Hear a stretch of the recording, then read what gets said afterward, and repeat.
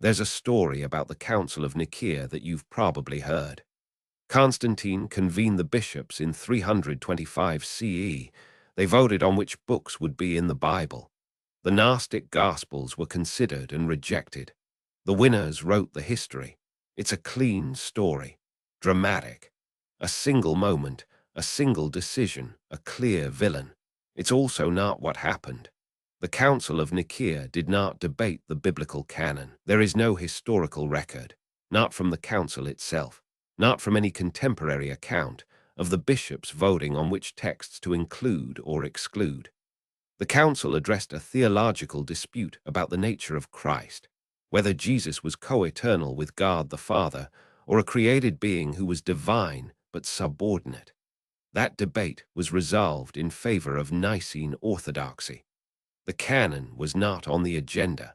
The myth traces to a single document, the Synodicon Vetus, a 9th-century text published in 1601, contains a legendary account of books being placed on an altar at Nicaea, and the canonical ones miraculously remaining upright, while the apocryphal ones fell.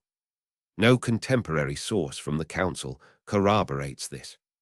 No bishop's letter, no imperial record, no account from the hundreds of attendees mentions it. The story was fabricated or legendary from the start. Published nearly 1,200 years after the council, it claimed to describe, and was shown to be without historical foundation.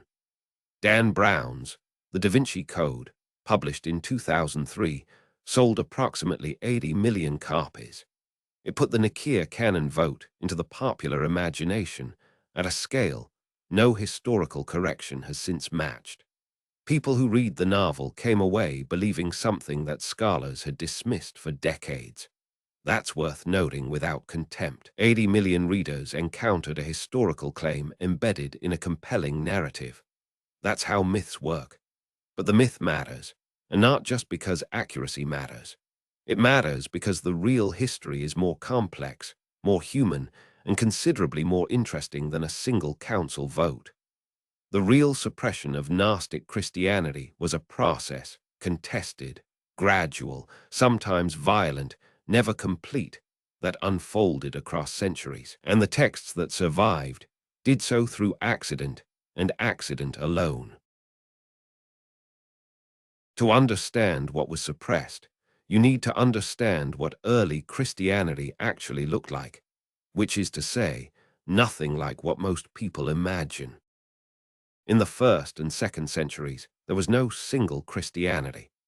There were competing Christianities, plural, holding fundamentally different views about who Jesus was, what salvation meant, how the scriptures should be read, and what the ultimate nature of reality was.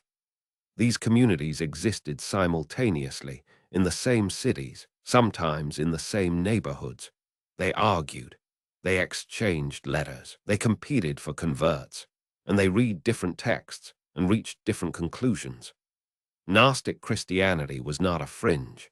It was a serious competing tradition, theologically sophisticated, with communities in Alexandria, Rome, Carthage, and throughout the Eastern Mediterranean. To call it heresy in this period is to use a later word to describe a situation where no single authority yet existed to define heresy. The most important figure in early Gnostic Christianity was Valentinus, a theologian who was trained in Alexandria and taught in Rome roughly from 136 to 165 CE. What makes Valentinus remarkable is not just the sophistication of his theology, but where he operated. He taught in Rome, the center of what would become institutional Christianity. He was not hiding. He was not marginal. Tertullian, writing decades later as a hostile source, claimed that Valentinus nearly became Bishop of Rome. Whether that specific claim is accurate, and it comes from an adversary, he operated at the center of Roman Christian intellectual life for decades before being pushed to the margins. His system was elaborate. It described the divine in terms of emanations, aspects of consciousness flowing from an ultimate, unknowable source, and offered a cosmology in which the material world was the result of a mistake, a fall within the divine itself. The implications for salvation were different from what would become orthodox, not redemption through faith and works, but awakening through knowledge, through the direct recognition of one's own divine origin. The Greek word for this knowledge was gnosis. Valentinus attracted followers, wrote hymns and letters, and built a school that continued teaching for well over a century after his death. His students, Ptolemy, Heraclian, Theodosius, elaborated the system and extended it. Heraclian wrote what may be the first sustained commentary on a gospel text. These were not marginal figures operating in secret. They were engaged participants in the intellectual life of second-century Christianity. The organized opposition to Gnostic Christianity begins, for our purposes, with Irenaeus of Layton. Irenaeus was bishop of Layton in the late 2nd century. Around 180 CE, he wrote a 5-volume work called Adversus Heresies, Against Heresies. His target was primarily the Valentinians, though he covered other Gnostic schools as well. The work is polemical. Irenaeus was not trying to understand the Gnostics fairly.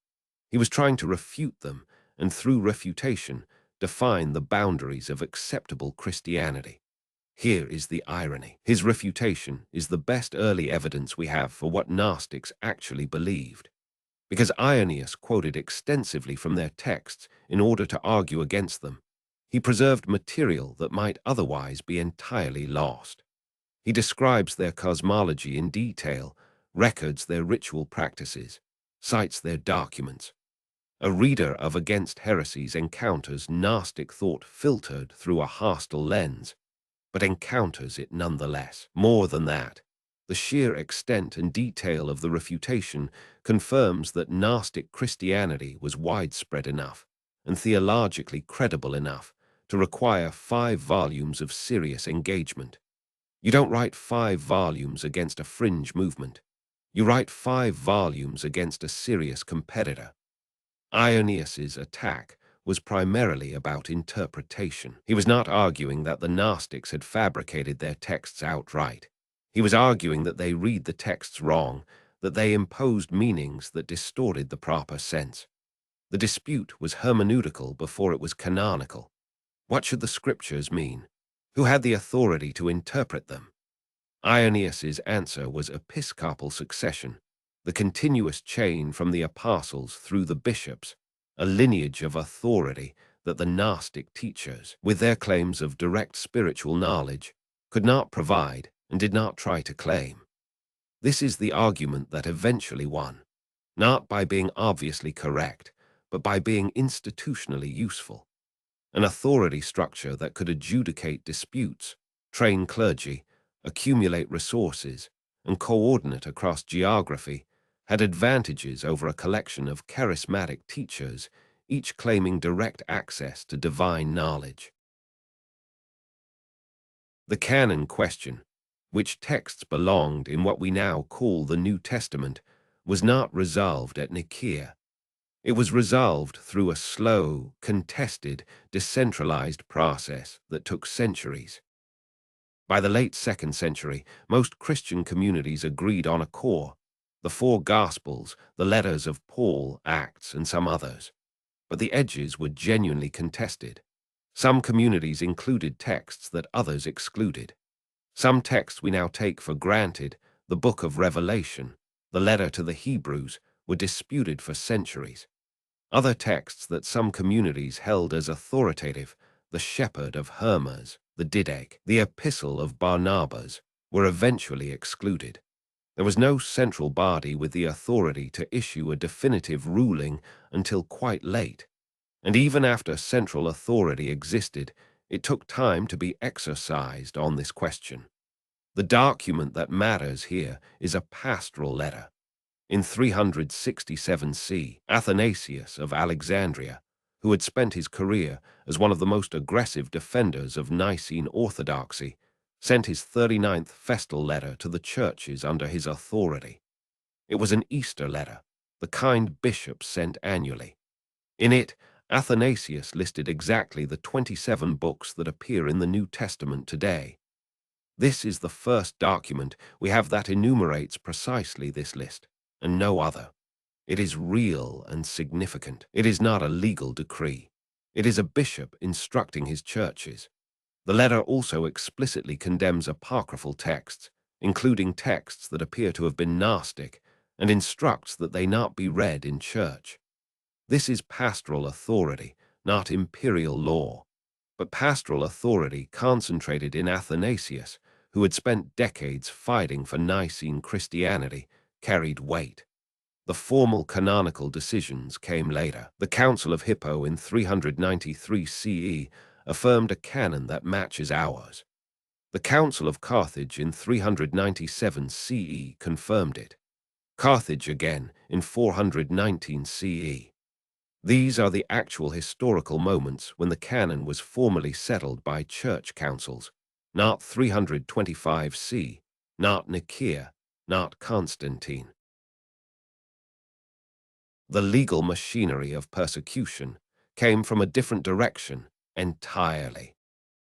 In 300 AD-C, the Emperor Theodosius I issued the Edict of Thessalonica.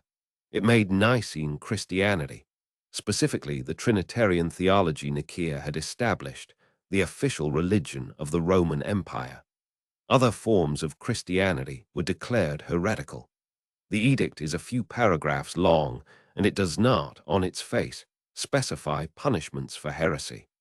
The punishments came through subsequent legislation. The Codex Theodosianus, the compilation of imperial law issued in 438 CE, but covering legislation from decades earlier, contains numerous edicts from the 300 AD and 390 directed at heretics. The penalties varied by offense and by group. Some faced loss of church property, some exile, some civil penalties. The Manichaeans, a movement related to but distinct from Valentinian Gnosticism, who had spread across the empire and beyond, faced the harshest treatment. For Manichaean leadership, the prescribed penalty in specific circumstances was death. This was not a single sweeping law ordering the destruction of Gnostic texts and the execution of Gnostic believers. It was accumulating legislation, applied unevenly across a massive empire, administered by local authorities with varying degrees of zeal and capacity. Real persecution, messier than the myth, less dramatic, no less consequential for the people it reached. What this created, practically, was pressure to conform or conceal. Communities that had been reading Gnostic texts openly, and many had been doing so for 2 centuries by this point, now faced real risk. Some conformed. Some went underground. Some preserved what they had. Near the Egyptian town of Nag Hammadi, close to the ancient Christian monastic community of Chenabaskian, someone buried 13 leather-bound books in a sealed ceramic jar. The jar was hidden in a cleft at the base of a cliff. The most likely explanation, held by the majority of scholars who have studied the question, including scholars at the Coptic Museum in Cairo and researchers working from the evidence of the texts themselves, is that monks from the nearby Pachomian monastery hid the books. The Pachomian community was Orthodox, but some of its members may have been reading texts that the Athanasian letters were now condemning and chose to preserve rather than destroy them. The timing fits. The books appear to date from the 4th century, and the most likely moment for hiding them is sometime in the decades following the 367 CE Festal Letter. They were not hidden for retrieval. There is no evidence anyone came back for them. They were simply not burned. They stayed there for approximately 1,600 years. In December of 1945, a man named Muhammad Ali al-Salman was digging near the base of the cliff with his brothers, looking for fertilizer, a soft, nitrogen-rich material called sabak that accumulated in the area. His mattock struck something hard. A large jar, sealed with a bowl at the top, buried in the ground. He hesitated. Local folklore held that sealed jars sometimes contained gin spirits that could cause harm if released. The possibility of gold won. He broke the jar open with his mattock. Inside were 13 leather-bound codices wrapped in leather, also some loose pages. The codices were old, he could tell that much. He gathered them up and brought them home, along with his fertilizer.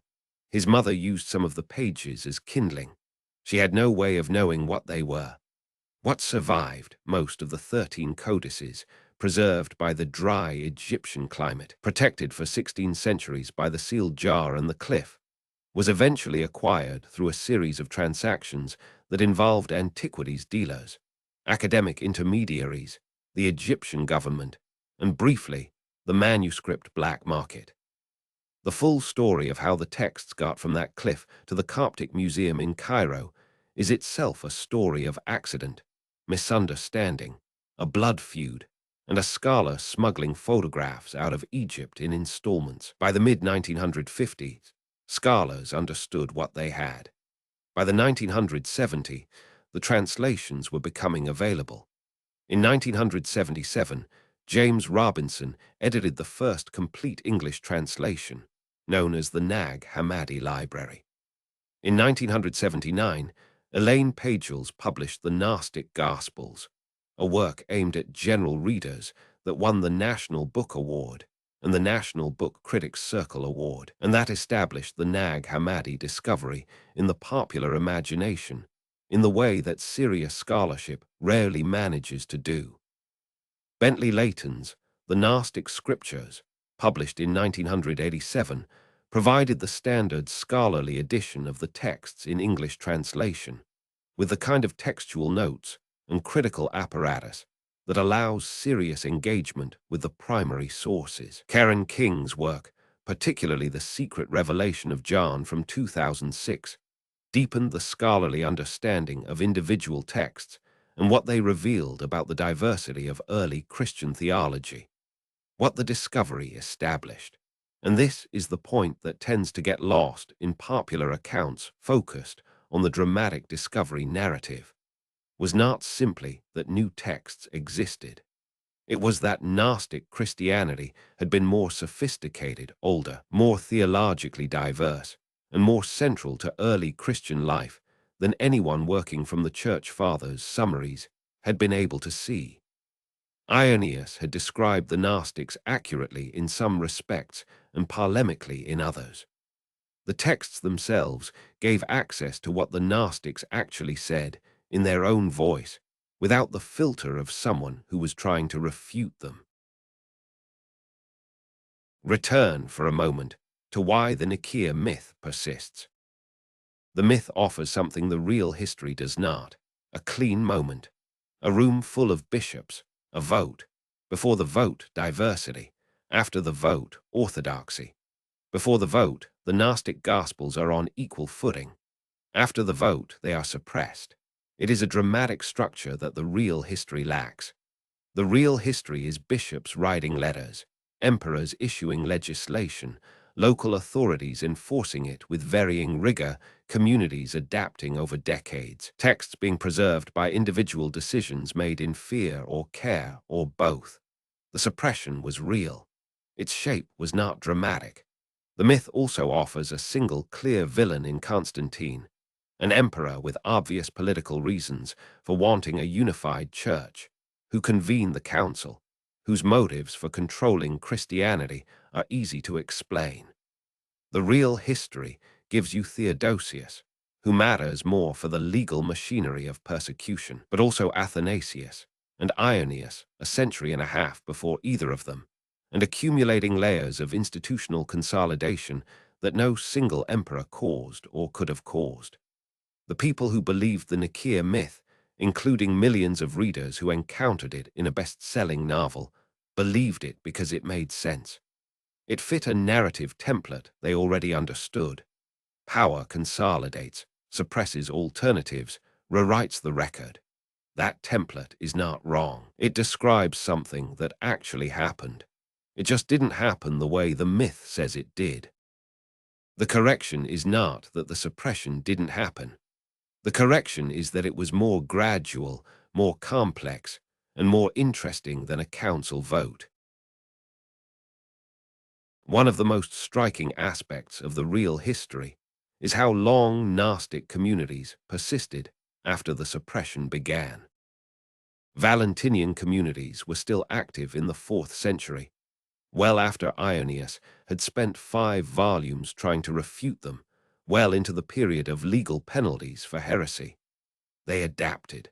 They modified their practices. Some communities may have become increasingly secretive. Others apparently maintained some degree of public presence for longer than the heresiological literature would suggest. And if you want evidence that the ideas themselves proved difficult to eradicate, consider what happened in the 12th and 13th centuries in southern France. The Cathars, known in the historical sources as Albigensians, were a religious movement that flourished in the Languedoc region. Their theology was dualist. They believed that the material world was the creation of an evil or inferior god, that the soul was a divine spark imprisoned in matter, that true salvation meant escape from the cycle of reincarnation.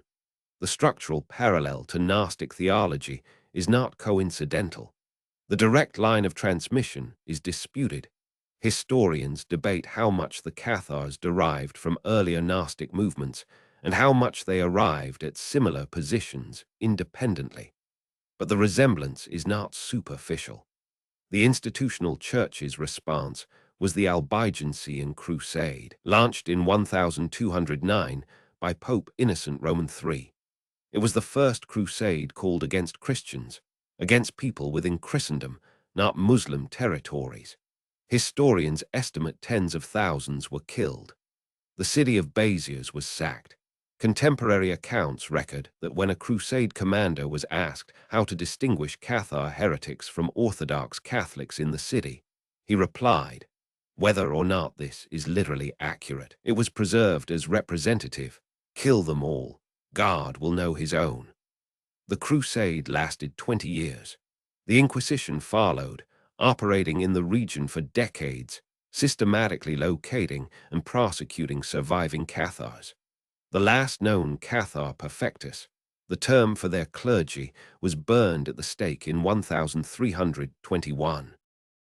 The pattern from 180 CE to 1321 CE is not suppression as a single moment. It is suppression as a century-spanning effort against ideas that kept returning in different forms, with different names, in different regions. Irenaeus wrote against the Gnostics. The Theodosian legislation penalized them. Athanasius's letters condemned their texts. The Crusade killed their medieval inheritors. The Inquisition finished the work. That is a more accurate picture of what institutional Christianity was contending with than the story of a council vote in 325 CE. There is a coda to this history that matters. The suppression failed. Not dramatically. There was no reversal, no restoration, no moment when the Gnostic tradition was officially rehabilitated. It failed in the way that physical destruction sometimes fails, because a few things were preserved, and preservation is permanent in a way that destruction is not. Muhammad Ali al-Salman's mother burned some pages as kindling. She did not know what they were, and she could not have known. What survived the fire survived because she ran out of kindling, or because the leather codices were too thick to burn easily, or simply because the quantity of material was large enough that not all of it was consumed before circumstances intervened. We will never know exactly how much was lost in that kitchen fire in 1945. What we know is that what remained was enough. The Nag Hammadi library contained 52 texts. Many of them had been known only through the hostile descriptions of Irenaeus and other heresiologists. Some were entirely unknown. The Gospel of Thomas, a collection of 114 sayings attributed to Jesus, with no narrative framework, no crucifixion, no resurrection, had not been read in its complete form since the 4th century. The Apocryphon of John, with its elaborate description of divine emanation and the fall of Sophia into matter, was known only from fragments and summaries. The Gospel of Philip, the Gospel of Truth, the Gospel of Mary, the Testimony of Truth, the Dialogue of the Saviour, all of these emerged from those codices. Elaine Pagels, reflecting on what the discovery meant, wrote that the Nag Hammadi texts revealed a Christianity far more diverse than the Orthodox tradition had ever acknowledged. That diversity does not discredit orthodoxy. It is simply a historical fact. The Christianity that became dominant was one among several. What the discovery confirmed was that the others were genuine, serious, and old. Bentley Layton's scholarly edition gave those texts the apparatus of serious critical scholarship. Translation from the Coptic, textual notes, variant readings, historical context. The same treatment given to any ancient document deserving of careful attention. Karen King's work demonstrated that the theological questions the Gnostic texts raised, about authority, about the nature of God, about who gets to interpret Scripture, and by what right, were not peripheral concerns that orthodoxy had rightly set aside. They were central questions that orthodoxy had answered, sometimes by argument and sometimes by coercion, and that continued to resurface. The texts are available. That is the final point, and it is not a small one. The process that began with Irenaeus writing against the Valentinians around 180 CE, that accelerated with Theodosius's legislation in the 380s and 390, that consumed the Cathars in the early 13th century. That process produced 16 centuries during which the Nag Hammadi texts were inaccessible, not because they were secret, but because they were buried. Not because the knowledge was hidden, but because the physical objects were hidden and then forgotten. A farmer broke a jar in December of 1945. Scholars spent the following decades translating what was inside. The translations are published. The Coptic originals are in a museum and digitally accessible. You can read the Gospel of Thomas in the same week you read the Gospel of John. You can compare what Irenaeus said the Gnostics believed with what the Gnostic texts themselves say. The suppression that required 5 volumes from Irenaeus, imperial legislation from Theodosius, pastoral letters from Athanasius, a military crusade against the Cathars, and an inquisition to follow up. That suppression produced a gap of 16 centuries. The gap has now been closed, not by a dramatic reversal, not by an official rehabilitation, by monks who buried books rather than burned them, and a farmer who broke a jar, and scholars who spent decades doing the unglamorous work of translating ancient Coptic manuscripts into English. The actual story of Gnostic suppression does not need the myth. It doesn't need a single dramatic moment, a single villain, a single vote. What it has is more than sufficient. A tradition that was serious enough to threaten institutional authority, a suppression that required centuries of sustained effort, a preservation that survived by accident, and a recovery that depended on patience and scholarship. That is the real history. It is more interesting than the story about Nicaea. If you want to go further with these texts, the Nag Hammadi library, the Gnostic cosmology, the practices attested in the primary sources, those are covered in detail in other videos on this channel, linked in the description. The texts themselves are accessible. The Robinson translation of the complete Nag Hammadi library is widely available. Layton's Gnostic Scriptures is the standard scholarly edition, and Pagels's Gnostic Gospels remains the best entry point for a general reader. Start with the texts. Everything else is commentary. If this kind of careful, unhurried historical work is what you're looking for, more of it is here. Like and subscribe.